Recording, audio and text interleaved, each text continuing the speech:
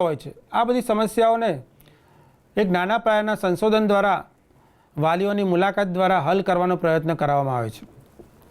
આ ઉપરાંત શિક્ષકોને સંશોધન માટે અનુદાન આપવામાં આવે છે। શિક્ષણ, પરીક્ષણ, મૂલ્યાંકન, અભ્યાસક્રમ સુધારણા અંગે સંશોધનો હાથ ધરવામાં આવે છે।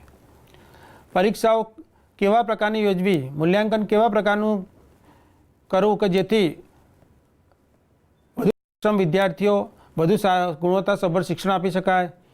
અભ્યાસક્રમ સુધારણા કરવાનું કામ પણ સિટી દ્વારા થાય છે। એના પછીની સંસ્થા જોઈએ તો NCERT A national council of education research અને ટ્રેનિંગ નામે ઓળખાય છે। આ સંસ્થા દ્વારા રાષ્ટ્રીય લેવલે શિક્ષણની ગુણવત્તા સુધારણા અને તાલીમ અંગેનું કાર્ય થાય છે। NCERTમાં જોઈએ તો NCERT એ રાષ્ટ્રના શિક્ષણની ગુણવત્તા તેમજ સંશોધન અને તાલીમ અંગેની કામગીરી કરે છે। રાષ્ટ્રના નાગરિકોને ઉચ્ચ ગુણવત્તાયુક્ત શિક્ષણ મળે તે માટેની દેખરેખ રાખે છે। NCERTનું વડું મથક દિલ્હીમાં આવેલું છે। દરેક રાજ્યમાં તેની ક્ષેત્રીય કાર્યાલય આવેલા હોય છે। તેની સ્થાપના 1 સપ્ટેમ્બર ઈસવીસન 1961માં થઈ હતી। તે સ્વાયત્ત સંસ્થા છે। NCERT એ ભારત સરકારના માનવ સંસાધન વિકાસ મંત્રાલયના સલાહકાર તરીકે કામ કરે છે। તે ભારત સરકારના સીધા નિયંત્રણ નીચે ચાલે છે। તે કેન્દ્રના શિક્ષણ ખાતાને શાળા સંબંધી શિક્ષણ નીતિઓ ઘડવામાં મદદ કરે છે। આ ઉપરાંત તે શાળા શિક્ષણના કાર્યક્રમો શિક્ષકોની વ્યાવસાયિક સત્તા પર વધુ ભાર મૂકે છે। આમ NCERT એ કેન્દ્ર અને રાજ્યના શિક્ષણ ખાતાને ખૂબ મદદરૂપ બનવાનું કામ કરે છે। NCERTનું બંધારણ જોઈએ તો NCERTના પ્રમુખ તરીકે કેન્દ્રના માનવ સંસાધન મંત્રી હોય છે। હાલમાં શ્રી પ્રકાશ જાવડેકરજી કેન્દ્રના માનવ સંસાધન મંત્રી છે, એટલે તેઓ NCERTના પ્રમુખ તરીકે કાર્ય કરે છે। આ ઉપરાંત સભ્યો તરીકે નીચે દર્શાવેલા જુદી જુદી શાખામાંથી નિયુક્ત કરેલા સભ્યો હોય છે। રાજ્યોના શિક્ષણ પ્રધાનો, UGCના ચેરમેન, વિવિધ યુનિવર્સિટીમાંથી 4 કુલપતિઓ, કેન્દ્ર સરકારના નિયુક્ત 12 સભ્યો જેમાં 4 શિક્ષકોનો સમાવેશ થાય છે। આ ઉપરાંત જોઈએ તો NCERTમાં કુલ 6 સલાહકાર સમિતિઓ હોય છે। તેની સાથે એક મેનેજમેન્ટ કમિટી હોય છે। NCERTના શૈક્ષણિક સંશોધન અને વિકાસમાં માટે વિવિધ પ્રકારના વિભાગો હોય છે। સૌપ્રથમ વિભાગ જોઈએ તો શિક્ષણના માનવશાસ્ત્રીય પાયા અને કેળવણીનો વિભાગ। બીજો વિભાગ છે વિજ્ઞાન શિક્ષણ વિભાગ। ત્રીજો વિભાગ છે પૂર્વ પ્રાથમિક અને પ્રાથમિક વિભાગ। ચોથો વિભાગ છે સમાજ વિદ્યા અને માનવતાવાદી વિષયોનો વિભાગ। ચોથો વિભાગ છે શિક્ષકોની તાલીમનો વિભાગ। પાંચમો વિભાગ છે પાઠ્યપુસ્તક વિભાગ। છઠ્ઠો વિભાગ છે સર્વેક્ષણ વિભાગ। સાતમો વિભાગ છે પુસ્તકાલય, દસ્તાવેજ અને માહિતી સેવા વિભાગ। સાતમો વિભાગ છે શૈક્ષણિક ઉપકરણ વિભાગ। આ જુદા જુદા વિભાગ દ્વારા શિક્ષણની ગુણવત્તા વધુ સારી થાય તે માટેના પ્રયત્નો કરવામાં આવે છે। NCERT દ્વારા એક ગુણવત્તાસભર પાઠ્યપુસ્તકો તૈયાર કરવામાં આવે છે। આ ઉપરાંત શિક્ષણને લગતા જુદા જુદા પ્રકારના સર્વેક્ષણો હાથ ધરવામાં આવે છે। જુદા જુદા શૈક્ષણિક ઉપકરણો બનાવવામાં આવે છે। આ ઉપરાંત વિજ્ઞાન શિક્ષણ અંગેના કેટલાક સંશોધનો હાથ ધરવામાં આવે છે। NCERTના ઉદ્દેશો જોઈએ તો શૈક્ષણિક સંશોધનનું આયોજન અને સંચાલન। NCERT દ્વારા જુદા જુદા પ્રકારના સંશોધનો હાથ ધરવામાં આવે છે અને એનું સંચાલન કરવામાં આવે છે। બીજું જોઈએ તો શિક્ષણ ક્ષેત્રે થતા વિવિધ સંશોધનને ઉત્તેજન આપવાનું કામ NCERT દ્વારા થાય છે। તે NCERT છે વિવિધ પ્રકારના ઉચ્ચ શિક્ષણની કોલેજોને તેના અધ્યાપકોને પ્રોજેક્ટો તૈયાર કરાવડાવે છે, સંશોધનો હાથ ધરાવે છે અને તેના માટે અનુદાન આપે છે। ત્રીજું જોઈએ તો શિક્ષણ ક્ષેત્રે નવીનીકરણના વિવિધ પ્રયોગો કરવા।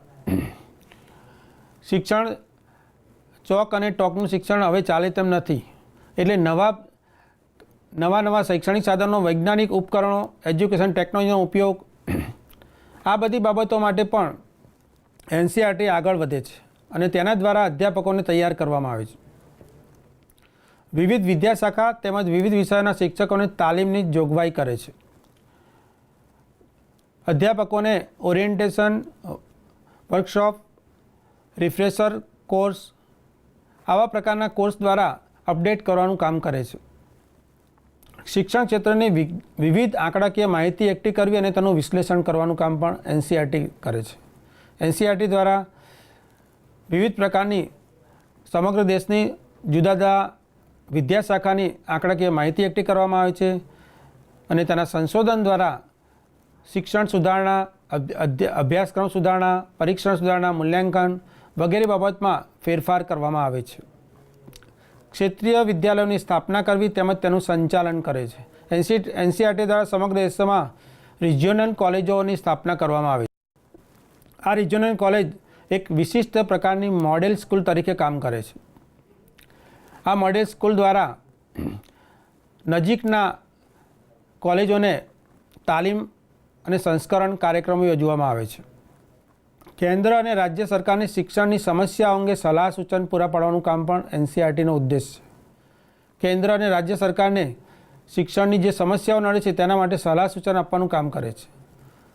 શૈક્ષણિક ઉદ્દેશોની પૂર્તિ અંગે આવશ્યક સાહિત્ય પૂરું પાડવાનું કામ પણ એનસીઈઆરટી કરે છે. એનસીઈઆરટી દ્વારા જુદા જુદા પ્રકારના પાઠ્યપુસ્તકો તૈયાર કરવામાં આવે છે. આ વિશિષ્ટ પાઠ્યપુસ્તકોનો ઉપયોગ રાજ્ય સરકારો ઉપયોગ કરી પોતાની જરૂરિયાત મુજબ પુસ્તકો બનાવે છે. એના પછીનો ઉદ્દેશ જોઈએ તો રાજ્ય સરકાર અને અન્ય શૈક્ષણિક સંસ્થાઓના સહયોગથી શૈક્ષણિક સંશોધનો હાથ ધરવા. શૈક્ષણિક સંશોધનો અવારનવાર થતા રહે છે અને તેના ઉદ્દેશ રૂપે, તેના ફળ સ્વરૂપે આપણને જુદા જુદા પ્રકારના શૈક્ષણિક પદ્ધતિઓ અને પ્રવિધિઓ મળે છે. એનસીઈઆરટીના મુખ્ય કાર્ય જોઈએ તો સંશોધન સંબંધી કાર્ય પ્રથમ છે. સંશોધન સંબંધી કાર્યમાં જોઈએ તો એનસીઈઆરટી શિક્ષણની ગુણવત્તા સુધારવા માટે વિવિધ પ્રકારના સંશોધનો હાથ ધરાવે છે. કેટલાક સંશોધનો એ નાના પાયાના સંશોધનો હોય છે, તો કેટલાક સંશોધનો છે એ અભ્યાસક્રમ સંદર્ભે હોય, મૂલ્યાંકન સંદર્ભે હોય, પરીક્ષા સંદર્ભે હોય, શૈક્ષણિક પદ્ધતિઓ સંદર્ભે પણ સંશોધનો કરાવે છે અને આ સંશોધનના તારણોને આધારે જુદા જુદા પ્રકારના પગલાઓ લેવડાવવામાં આવે છે. સારા સંશોધન પત્રોને ઇનામ આપવામાં આવે છે. સંશોધન પ્રકાશિત કરવા અનુદાન આપવામાં આવે છે. આમ એનસીઈઆરટી દ્વારા સંશોધનલક્ષી ખૂબ સારા પ્રકારનું કાર્ય કરવામાં આવે છે. એના પછી જોઈએ તો અભ્યાસક્રમ અંગેનું કાર્ય જોઈએ. એનસીઈઆરટી અભ્યાસક્રમ રચના, અજમાયશ તેમજ અભ્યાસક્રમ સુધારણાનું કામ પણ કરે છે. એનસીઈઆરટી દ્વારા દર 5 વર્ષે અભ્યાસક્રમની સમીક્ષા કરવામાં આવે છે તેમજ નવા અભ્યાસક્રમ રચવામાં આવે છે. દેશની 4 પ્રાદેશિક કોલેજ દ્વારા જુદા જુદા પ્રકારના અભ્યાસક્રમો ચલાવવામાં આવે છે.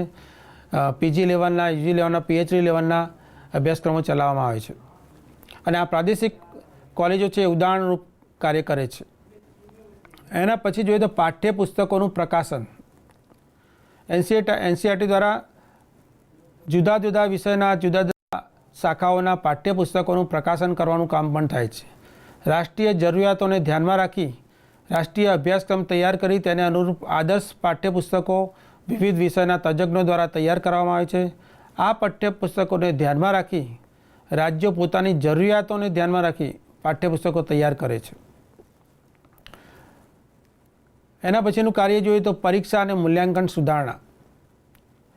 પરીક્ષા અને મૂલ્યાંકન કાર્યમાં સુધારો લાવવા માટે એનસીઈઆરટી સંશોધન પરિષદો, પરિસંવાદો યોજે છે, વિચાર ગોષ્ઠીઓ યોજે છે અને તેમાંથી જે કંઈ તારણ નીકળે તેના દ્વારા શિક્ષણ, પરીક્ષણ, શૈક્ષણિક પદ્ધતિઓ, પ્રવિધિઓ, મૂલ્યાંકન, પરીક્ષણ, અભ્યાસક્રમ અંગે જે કંઈ સુધારા સૂચવવામાં આવે છે તે પ્રકારે ફેરફાર કરવામાં આવે છે. આમ એનસીઈઆરટી દ્વારા જુદા જુદા પ્રકારના કાર્યક્રમો યોજવામાં આવે છે અને શિક્ષણ કઈ રીતે વધુ ગુણવત્તાસભર બને તે માટેના પ્રયત્નો કરવામાં આવે છે. 5મું કાર્ય જોઈએ તો શિક્ષક તાલીમ અને વ્યાવસાયિક સત્તા.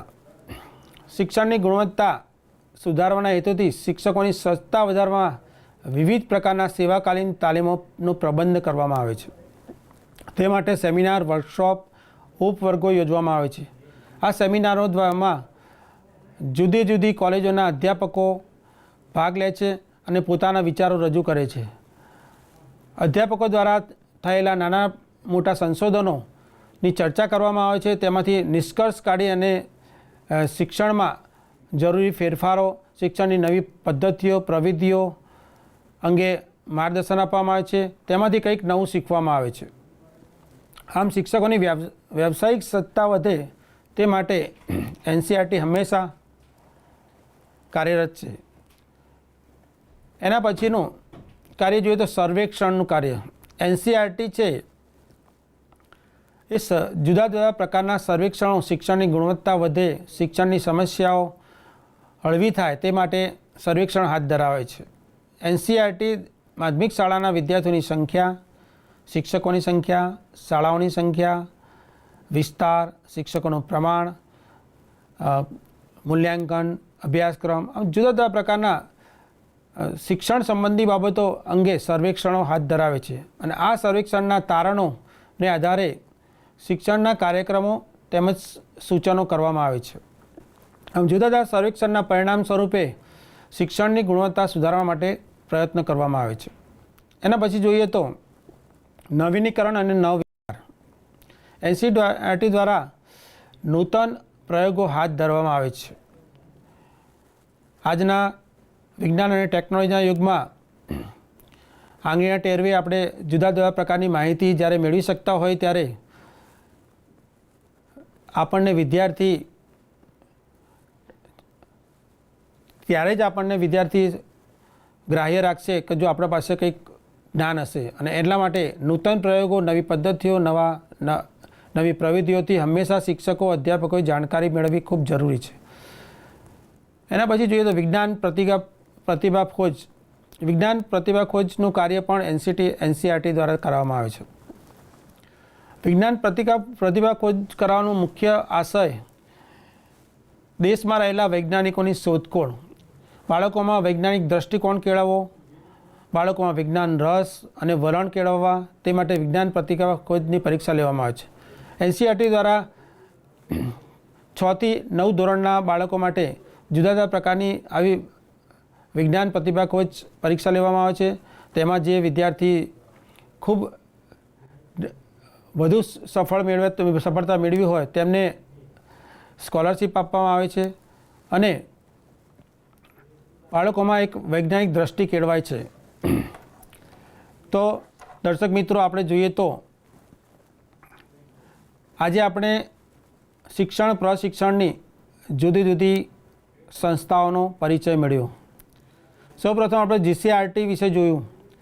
જીસીઆરટી એ ગુજરાતના પાટનગર, ગાંધીનગરમાં આવેલી સંસ્થા છે. તેના દ્વારા રાજ્યના શિક્ષણ પ્રશિક્ષણની વાત આપણે જોઈ, તેનું સેવાકાલીન તાલીમનું કાર્ય વિશે વાત જોઈ. આમ જુદી જુદી શિક્ષણ સંસ્થાઓમાં બીજી શિક્ષણ સંસ્થાઓ સિટી, એનસીઈઆરટી જોઈ, એનસીટી જોઈ. આ બધી શિક્ષણ સંસ્થાઓનો મુખ્ય આશય શિક્ષકોની ગુણવત્તા અને શિક્ષણની ગુણવત્તા સુધારવાનું કામ છે. શિક્ષણની ગુણવત્તા સુધારવા શિક્ષકોની ગુણવત્તા સુધારવી ખૂબ જરૂરી બને છે. અને આજના વિજ્ઞાન અને ટેકનોલોજીના યુગમાં બાળકો ખૂબ તીવ્ર ઝંખના કેળવતા હોય છે. એવા સંદર્ભમાં જો શિક્ષકો પાસે કંઈક જ્ઞાન નહીં હોય, શિક્ષકો પાસે કોઈ વાતું સારું નહીં હોય તો ચાલશે નહીં. અને શિક્ષણ પ્રશિક્ષણ સંસ્થાઓનું કામ એક સારા સુસજ્જ શિક્ષકો બનાવવાનું છે. આ સુસજ્જ શિક્ષકો દ્વારા દેશનું ભાવિ ઘડવાનું છે. કોઈપણ દેશના વિકાસનો આધાર મુખ્ય જોઈએ તો શિક્ષણ ઉપર રહેલો છે. જે દેશ શિક્ષણ માટે વધુ પૈસા ફાળવે છે, વધુ ટેકનોલોજી ફાળવે છે, શિક્ષણમાં ખૂબ ધ્યાન આપે તે દેશનો હંમેશા વિકાસ થાય છે. અને તો આમ જોઈએ તો શિક્ષક એ સમાજનો ઘડવૈયો તેના માટે જ કીધો છે. તો શિક્ષકની સજ્જતા વધારવા માટે આ બધી શિક્ષણ સંસ્થાઓ જોઈએ. તેની સાથે ઘણી બધી બીજી સંસ્થાઓ પણ છે. પણ આજે આ સંસ્થાઓ દ્વારા આપણને પ્રશિક્ષણ ક્ષેત્રે કઈ રીતે કામ કરે છે, તેના હેતુઓ કયા છે, તેનું કાર્યપદ્ધતિ કેવી છે, તે મૂલ્યાંકનની રીતો કઈ છે, કેવા પ્રકારના સંશોધનો હાથ ધરાવે છે, કઈ સંસ્થા રાજ્ય લેવલની છે, કઈ સંસ્થા રાષ્ટ્ર લેવલની છે. આમ સમગ્ર દેશમાં કેન્દ્રથી માંડીને રાજ્ય અને જિલ્લા અને તાલુકા લેવલ સુધી શિક્ષણની પ્રણાલી ગોઠવાયેલી છે. કેન્દ્ર સરકારમાં NCERT, NCT જેવી સંસ્થાઓ છે, જ્યારે દરેક રાજ્યમાં GCERT જેવી સંસ્થાઓ છે. તો દર્શક મિત્રો, આજે આપણે આટલું જોઈશું. નમસ્કાર.